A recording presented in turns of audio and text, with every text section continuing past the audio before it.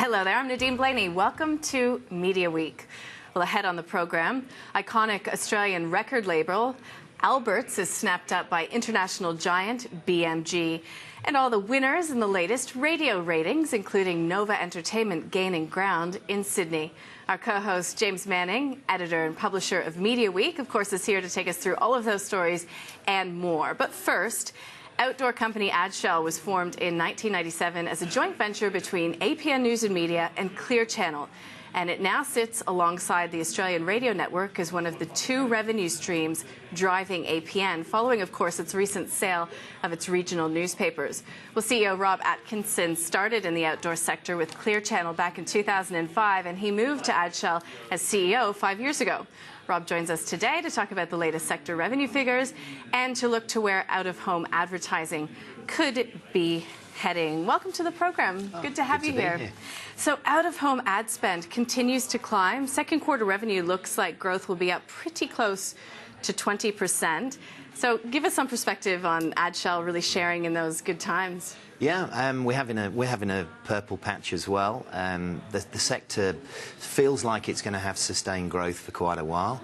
All of the metrics are right, so we've got increased investment in infrastructure, particularly digital, new technology through technologies through beacons coming on side, and we're the number one when it comes to beacons. We've got 3,000 deployed across Australia, which gives us rich data that obviously helps when you want a precision target.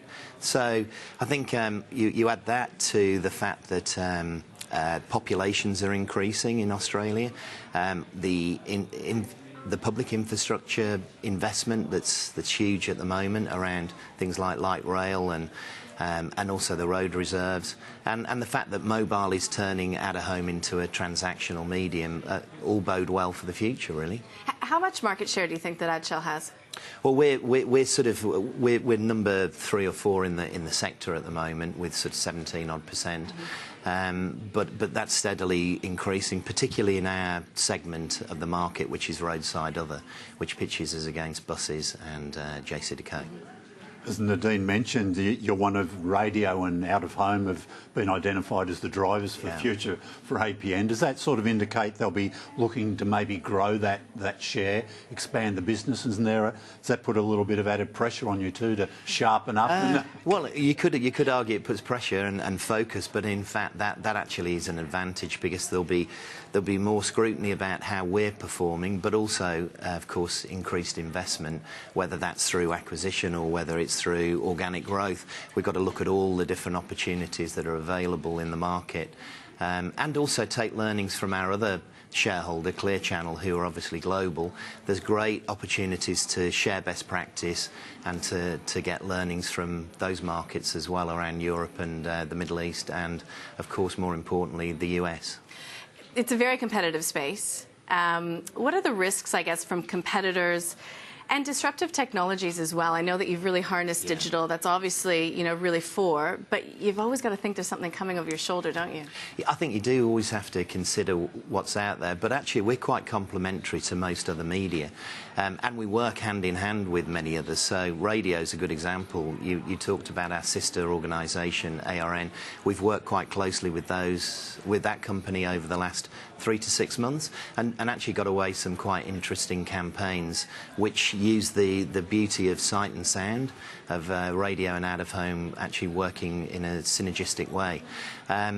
Clearly other technologies are finding their way into our space, whether that be Wi-Fi or beacon technology, but all of that is, again, complementary to what we do, and therefore I can see us working more in partnership with those type of disruptors rather than against them.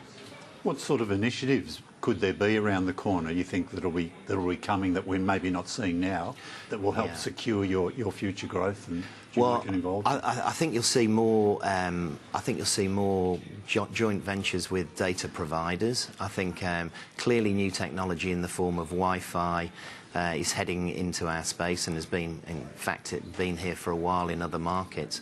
So when you say Wi-Fi, what do you mean? So Wi-Fi on bus shelters, for instance, so that you can connect to it. So you can connect to it. And you read a lot about that, but are people actually doing that? I mean, But you're getting Starting sort to, of data back and case studies you can take out and say... More so on beacons. So I think beacons are not widespread Again, when you talk about a globally. beacon, what's that exactly? So beacon is a device that's inside a shelter, and it basically emits a signal and picks up when you've got an app. So let's use an example. Woolworths have got their shopping app.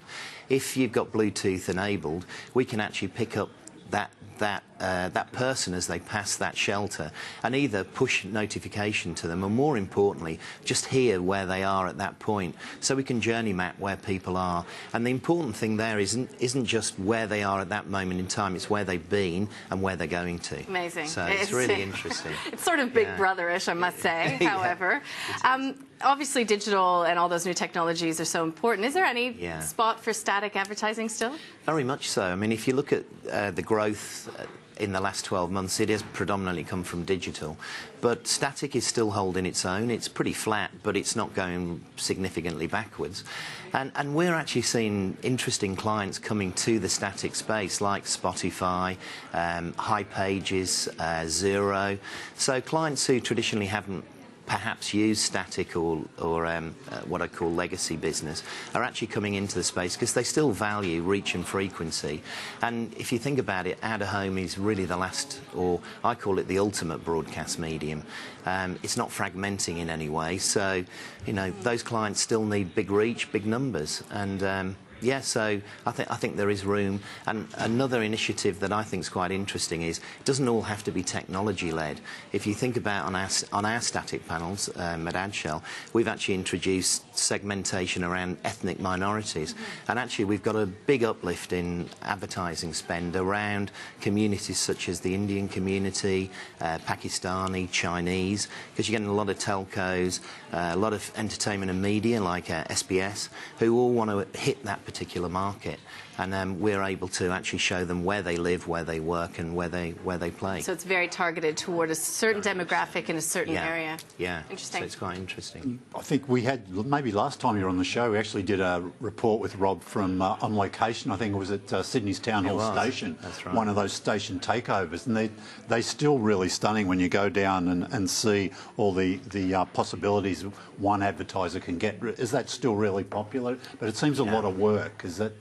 No, very popular. So station dominations, station takeovers are still very popular. And now that there's been a renovation of most of the major stations in Sydney CBD, I think you'll see even more of them.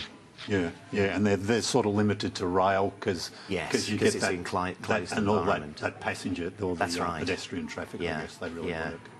Now, I know you have international exposure via Clear Channel, but what is the sort of exposure in the Asian region? Are there any plans for the wider Asian region? Not from an Adshel perspective at the moment. Our markets are really limited to Australia and New Zealand. So in New Zealand, we're actually launching this month our second phase of digital. So we'll actually be going nationally in New Zealand. So currently we're in Auckland with 35 digital panels. We're about to move to 150 across Wellington, Christchurch and more in Auckland on the back of the success of the phase one. Mm-hmm. And with the competition in the sector, are there any sort of real strides being made when it comes to contracts? Are they still, very black and white, or are there a lot of nuances being introduced within that area? In terms of environments and... In terms of with your advertisers? I mean, I think advertisers look at out-of-home now in a different way to the way they looked at it probably 12 months ago. I mean, we certainly look at our core purpose and we think about ourselves as a business that creates smart connections for communities. There's no word of out-of-home in there. It's broader than so much broader than that because of what we can actually do now with our panels and our locations. So I think advertisers now are talking to us in a much broader way than they used to do. It's not as narrow. Yeah, we've seen O-Media bought Junkie. The Val Morgan Outdoor, I think, took over Active, which was connected to the health clubs. Yep. Are you sort of looking at maybe non-traditional areas to invest in, if you like? Yeah, looking all the time at what's new, what's different, what will synergise and be a natural fit with what we do. And so, you know, there's an awful lot of opportunity out there. It's actually making sure you get the best partnerships. And it doesn't necessarily mean that you have to acquire those businesses. You can actually work as a JV with some of them, particularly the ones that are about content creation and data provision. So, yeah, and other media that look at your sector enviously and think, gee whiz, their revenues are going through the roof. Are there sort of key pillars that you or the sector have, you think, that other media could look and maybe learn from? Or well, I think if you think about where out-of-home or why it's growing so well, I break it into 4 distinct pillars. The first one is digitisation, no question. What that gives us is contextual relevance, flexibility, and total flexibility for day parting and your message in real time. So you're delivering it to the right audience in the right mood, you know, with the right message. Second one is really around convergence and the Internet of Things, and of course future cities, because clearly that's big on the agenda at the moment for most of the major cities here in Australia. The third one is data, and how we actually are using data in a way that perhaps other media aren't. And the fourth one is automation. We're actually, you know, progressing quite quickly towards an automated buy and sell play. So, you know, just to really enhance the workflow between the buyer and the seller. Yeah, right. Okay, well, we're out of time. Rob, pleasure having you in. Appreciate it. We'll speak in the future. Thank you very much. Rob Atkinson, he's the CEO of AdShell. Coming up on Media Week, of course, James Manning's still in the studio with me. We'll be talking about the radio ratings survey. A bit of a mixed bag, but Nova Entertainment, the major mover in Sydney, will bring you those details next.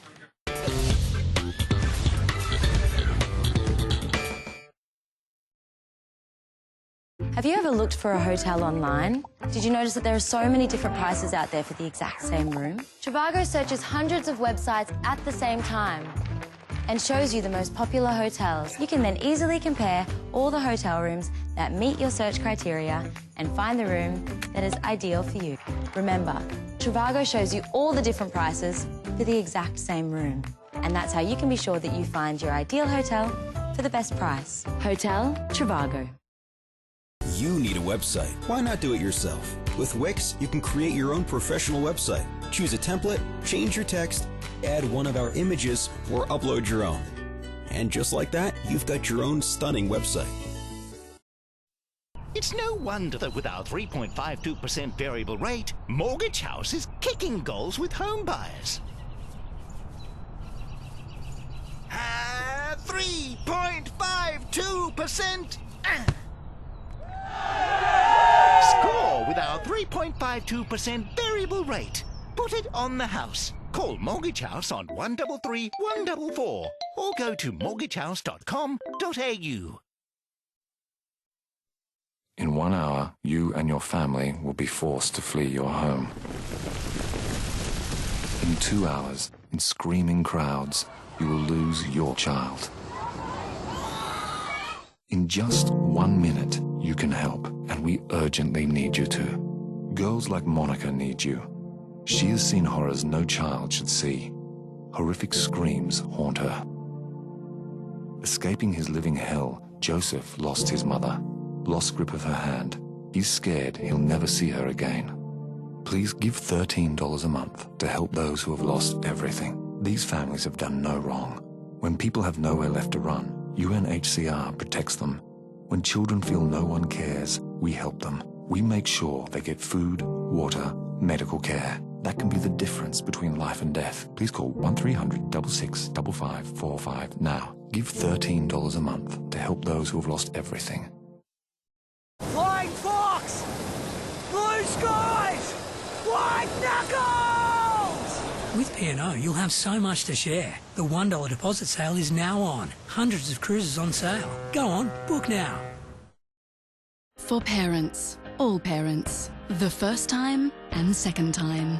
The single parents, 1 child, 2 children, or too many children. The new parents, 4-legged parents, and pretend parents. On duty, 24 hours a day.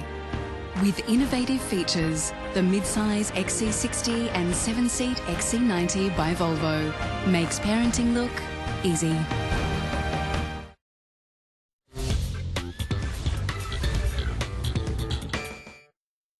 Welcome back to the program. Great to have you with us. Obviously great to have our co-host James Manning, editor and publisher of Media Week, here with me as well, because, James, we're going to talk through some of these radio ratings. Yes. So we've got lists of some of these GFX results from the fourth survey for 2016. Survey Sydney 4, there's 8 first. during the year, so we're halfway there. Yeah, Sydney first.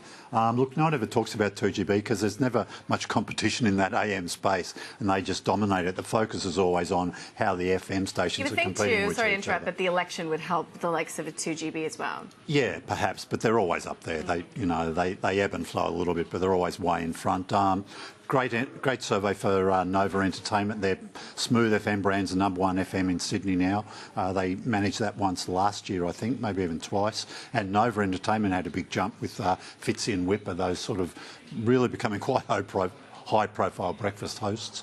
Bit of a shocker for ARN. I mean, Kiss FM still equal #1 FM, and Kyle and Jackie O still lead at breakfast, but their WSFM has dropped off the radar a little bit in Sydney, so they certainly wouldn't be happy about that. They used to have a mortgage on the top 2 slots, so they need to fix that.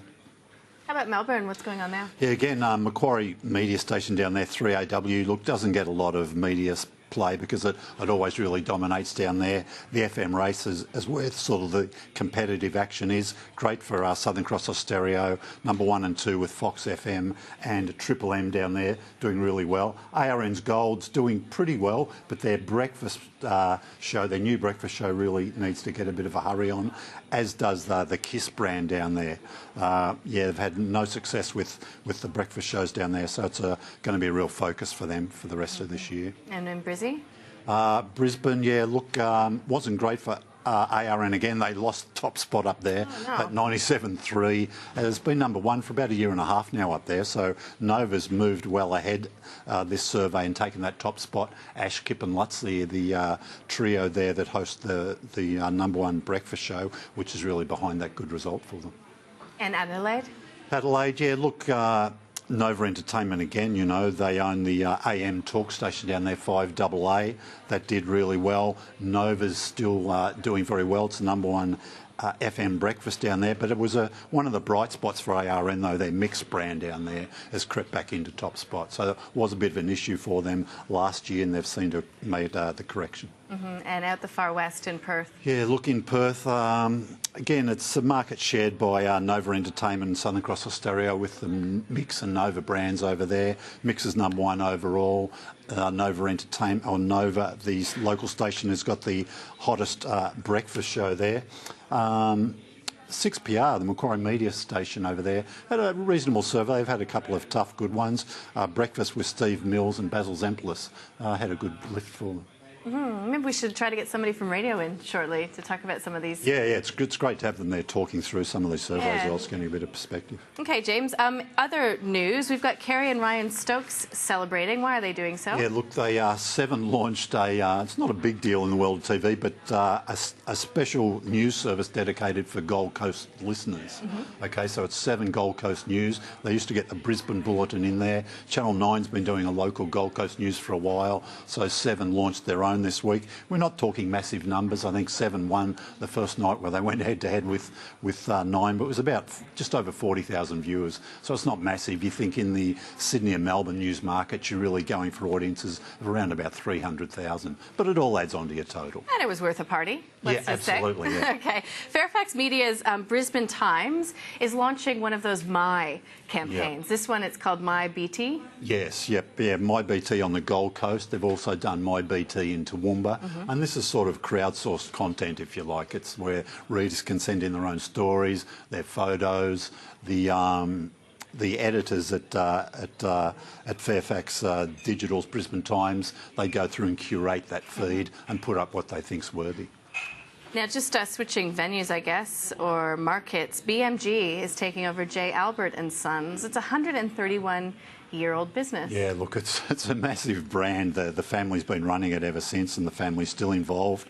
Look, the big artist globally for them is, of course, AC/DC. Okay. You know, they're going to hang on to that brand, but BMG will have the rights to look after the publishing and do some of the international deals with that. So it's going to be quite crucial there. But Albert & Son will continue as a brand, and they'll hang on to that AC/DC catalogue. But a good get for BMG, which haven't been that active in the market here. So they're going to go through a bit of expansion to look after those assets. Okay, interesting one. Oaktree Capital, private equity, selling off Active Media for just about $20 million.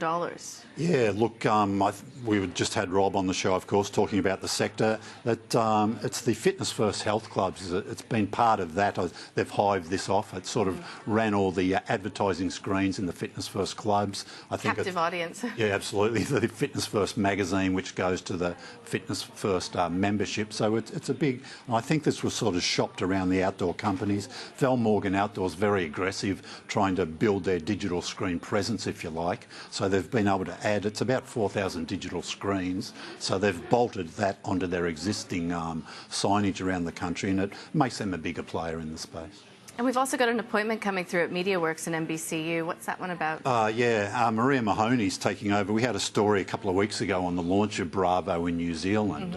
The brand is expanded there. It's a joint venture between MediaWorks and NBC Universal. It launched last weekend, so they've appointed Maria to look after it over there. And they've also appointed a board under Chris Taylor, who works out of Sydney, looking after NBC Universal in this part of the world. Okay, interesting. Let's get to TV ratings for week 27. We'll start with free-to-air, James. Yep, we're going to see MasterChef pretty active in the top 5 here. These are the results for Heston Blumenthal's week. So yeah, look, it paid off very well for 10. Did fantastic business. You're hardly ever going to knock off those 2 news services on Sunday nights, but they had the next best thing, the next top 3 spots. We're seeing House Rules factor in there as well. Twice. Yep, that's just wrapped for 7. So they're reasonably happy with how it went this year. I mean, the numbers were down a little bit year on year, as they are for most shows, but I think those series will be back in 2017. Okay, let's do week 27 subscription TV, and this is top 5 sport. Yep, I think we've got all. It's all NRL and AFL action. Yep, 3 NRL games and 2 AFL in that top 5. And when we turn to non-sport, of course, Game of Thrones. Yeah, look, that final episode of Game of Thrones did fantastic. We talked about this one last week. And look, good to see Sky News up there with their Saturday evening coverage of the... It was incredible, you know, it was a really incredible evening as it unfolded, and the coverage on Sky News, I know I'm biased, but it was fantastic, so really good to see that and great to see Richo back on as a little cameo early in the night there. We had some insights there to share with the audience. Yeah, and of course with this election, I guess, cliffhanger, you know, the programming has just continued. And the audiences are staying really strong. Lots of opportunity. So what else is happening out there in TV land? Yeah, we've got Australian Survivor. The contestants have been revealed. 24 people. A bit of criticism, if you like, that maybe it's a bit too Anglo, that doesn't really reflect the diversity, the ethnicity that's the makeup of the Australian population these days. But I guess we've seen that spread through TV shows. I was going to say that could be a general criticism. Oh of yeah, Australian it is. television. Yeah, a lot of people point that out. That doesn't happen enough. But they also revealed they'll be competing for $500,000. So it's a pretty big carrot. They'll all be strategising to try and win there. And also the big news internationally, of course, was Top Gear. Chris Evans quitting as the Top Gear host. You know, after losing Clarkson, May and Hammond to Amazon for their series, which hasn't yet to debut. Yeah. You know, the BBC went hard, got new hosts in. A lot of people who never watched Top Gear know about it now because of all the publicity, ever since they left. So do you think the brand Top Gear has been damaged, or will it just keep rolling on? Excuse the pun. No, look, I think it'll keep going. You know, one of the secrets about it is it's actually still a really good show, you know. It's one of the best looking shows on TV. You can have quibbles about the host, but, you know, they just do a fantastic job. And if you're into your motor vehicles, it's probably, look, the audiences are down because it's gone back to the more hardcore motoring enthusiast, if you like. But I think those people are still sort of welded onto that brand, and I don't think they'll be going anywhere. But they would like to get back some more of those general viewers. Look, it's still a massive driver of revenue for the BBC worldwide, the commercial arm of the BBC. They sold this new series to something like 130 countries, so they're certainly not going to give up on it easily. All right, James, always a pleasure. Thank you for coming in. Thanks, Nadine. We'll see you next week. Okay. James Manning there, co-host of Media Week Television and, of course, editor and publisher of Media Week. That's all we have time for. From all the team here, thanks for your company.